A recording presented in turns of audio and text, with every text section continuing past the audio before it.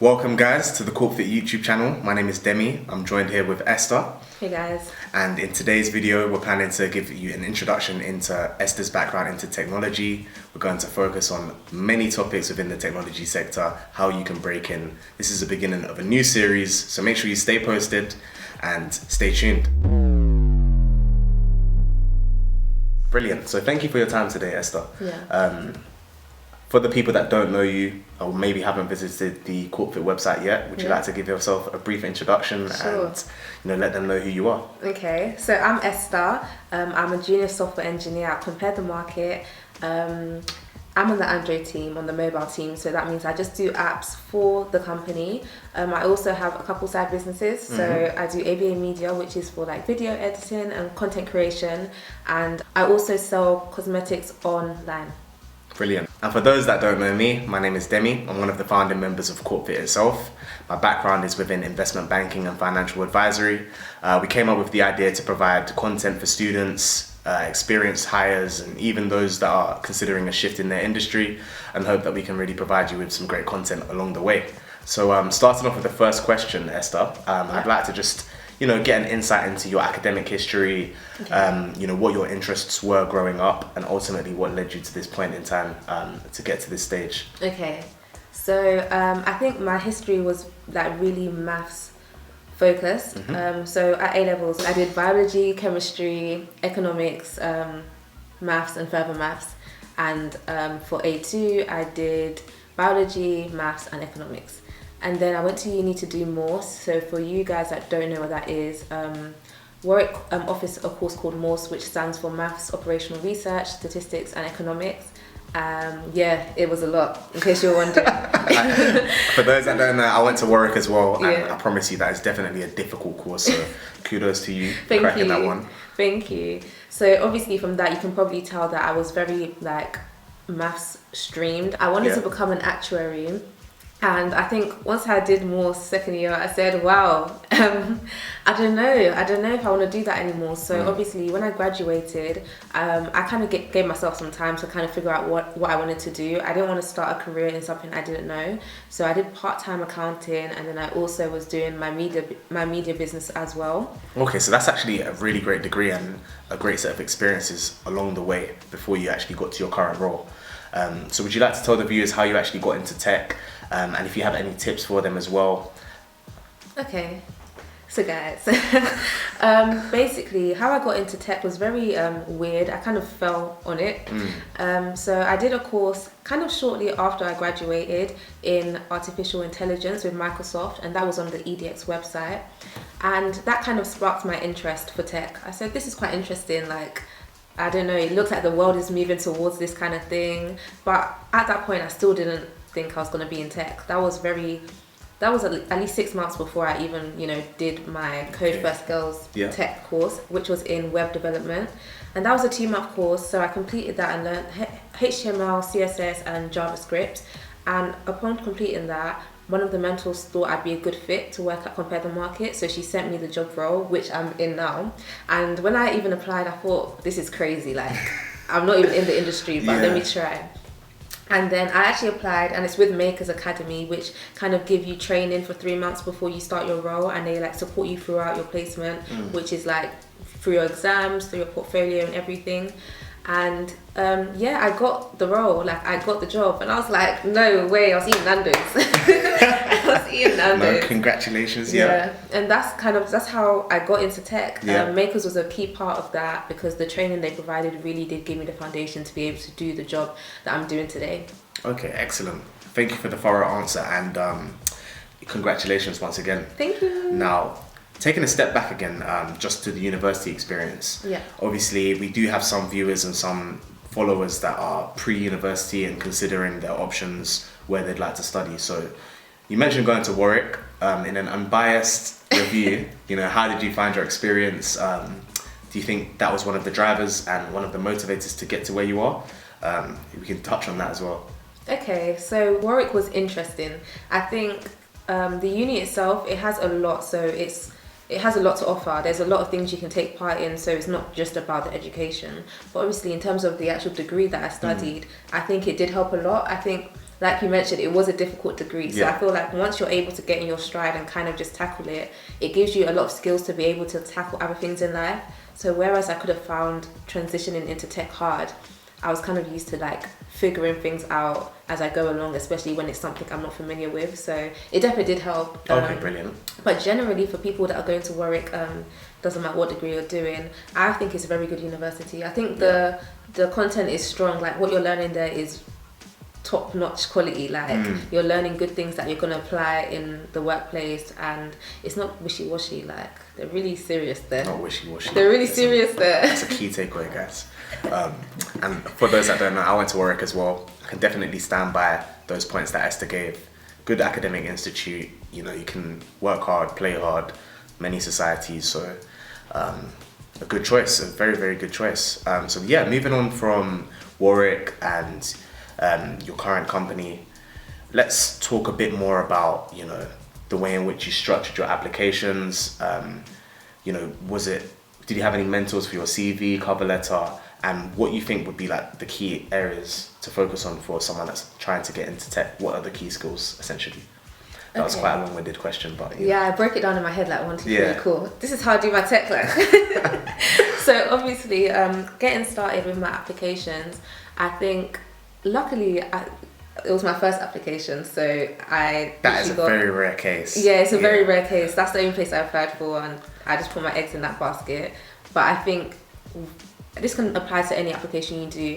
I think having a thorough knowledge of the company you're going to work for is always important. Absolutely. So when I say I did research, like I'm doing an exam on Compare the Market and an exam on Makers, I had pages and pages just about them. Like I really went in as if I want to know everything about them, so that any question that came up, I can kind of just throw in a bit of extra knowledge, and they're like, "You really know what, like about us, innit?" That's the key, though. That is actually the key. Like, the key. in an investment banking interview, and there will be some videos coming out on investment banking, commercial awareness, like to the point where you know if there's been a managerial change within a business, or you know what's going on with a certain company, their Africa division. Doing that and showing off in the interview that you've actually done your research is a great way to show initiative and, you know, increase your chances of going forward to the next stage. So very good advice. 100%. Like that's what you have to do, guys. I don't think you can do it half-heartedly. And in terms of like a mentor, the tutor I actually had that recommended me for the role, like sent me the link. She had never worked at Compare the Market, but she was an engineer, so she was basically my mentor through my application process. Okay. So when it came to there was like 3 different interviews, guys, and an exam just to get this role. Like it was very long. It took 3 months, by the way. So I think it was like April or May, and I started in September, so you can tell it was a long recruitment process.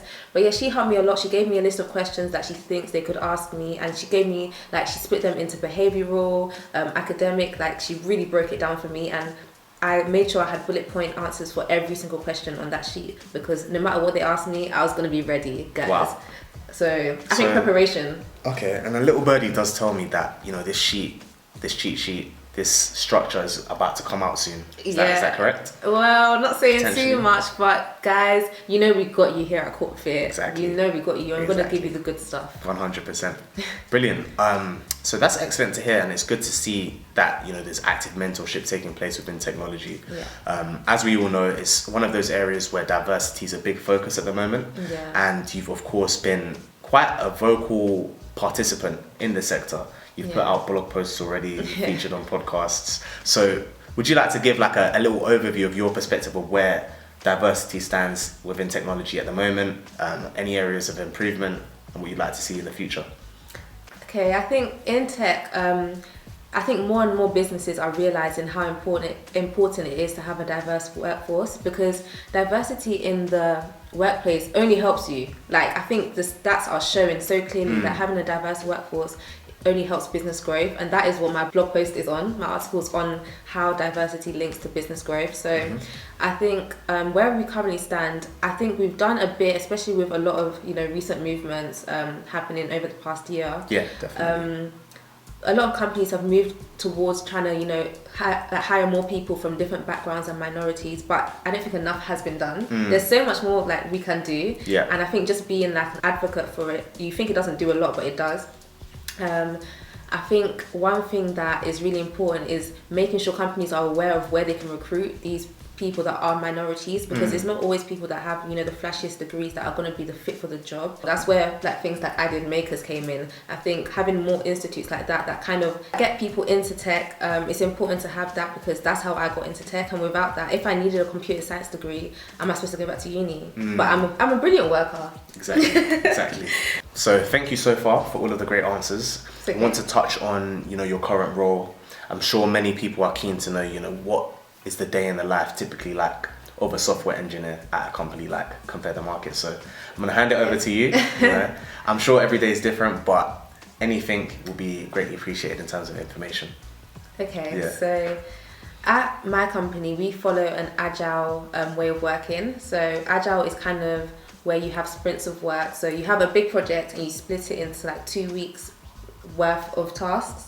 And then at the end of the 2 weeks, you kind of go back and see what you've done and, you know, talk about it. So that means that on a day-to-day basis, every single morning, I have a stand-up with my team. It's about 30 minutes and we kind of discuss what we've done, where we are at and what we're doing for the day. So me individually, I'll talk about the tickets I've picked up. A ticket is just a piece of work.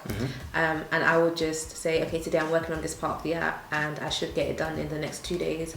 And then that's what I'm doing for the next few days. Okay. But every morning I'll have my update, and then once I've finished a ticket, I put in a code review. So I push the code to the main like feature branch, which is the feature that you're working on, which could just be 1 page. Okay. And then 2 people or 1 person in my team review my code. They might put suggestions like, oh, you know, we have this in place, which makes it easier. Or they can be like, oh yeah, all good. And they give it the tick. And you cannot push your code into the main app without getting approval from someone else. So I authorize people authorize mine, but within the team.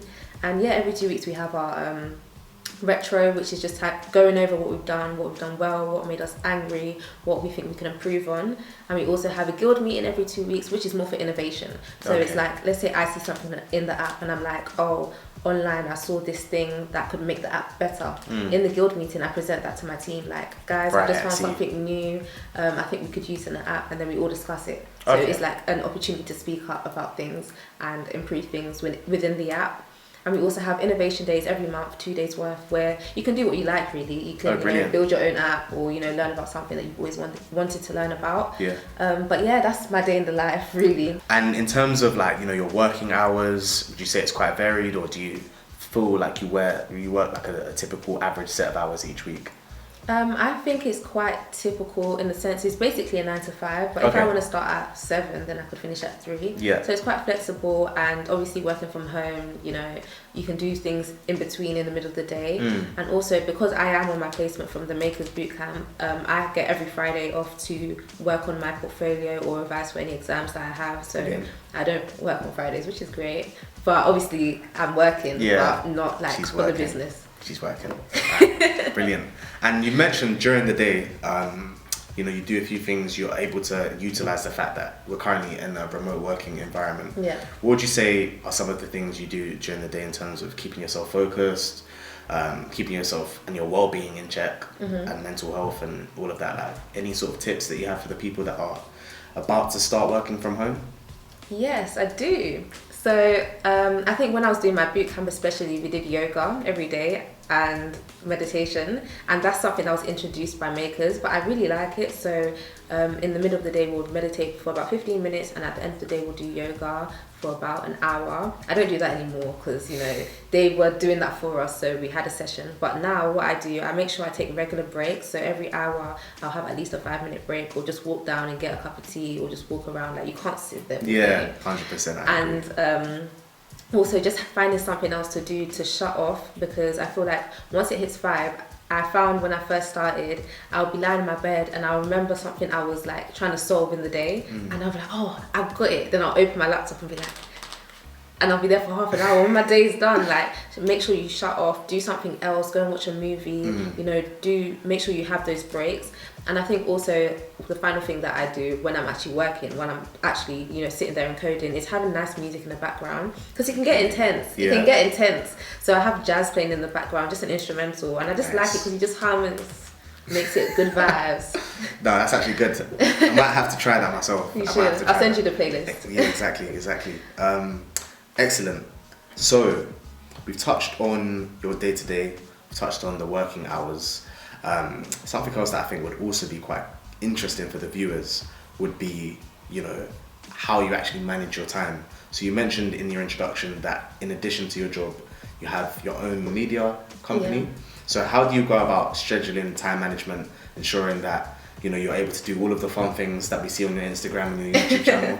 How do you do that? Any tips again will be greatly appreciated. I have 5 whiteboards, guys.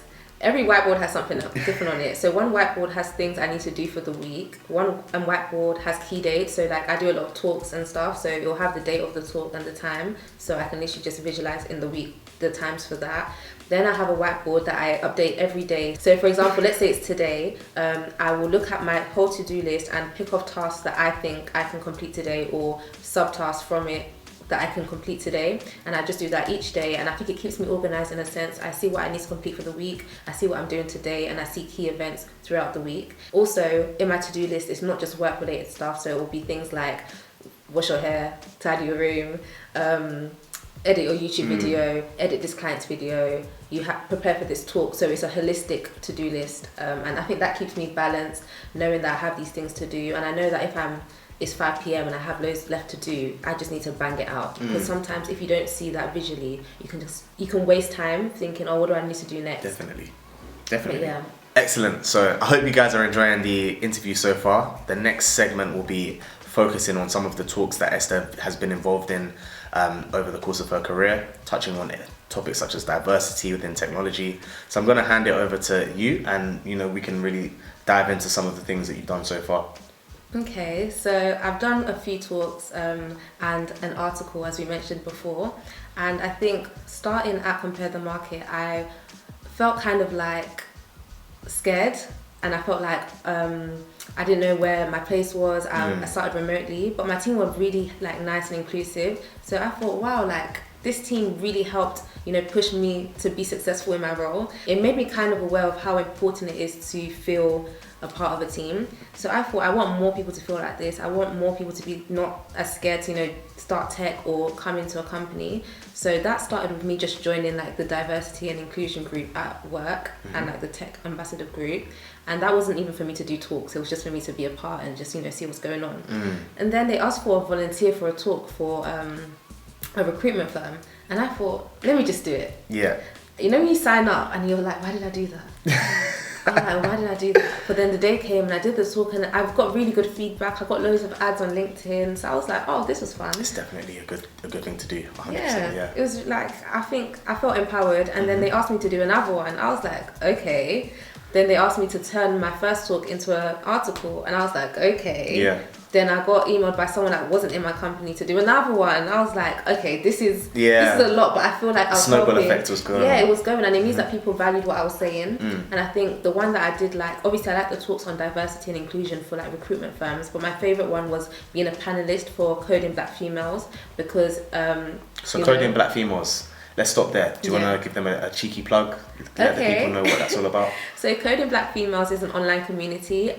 You can find them on Instagram, on Twitter, and on LinkedIn, and on YouTube as well. And what they do, they kind of just bring us Black females together so we can discuss our experiences, give advice, mentor people, find mentors, and also help with recruitment as well, because they have good links to a lot of companies to, for example, Compare the Market. Cheeky plug. Yep. Okay, brilliant. And then, so what did you do with them specifically?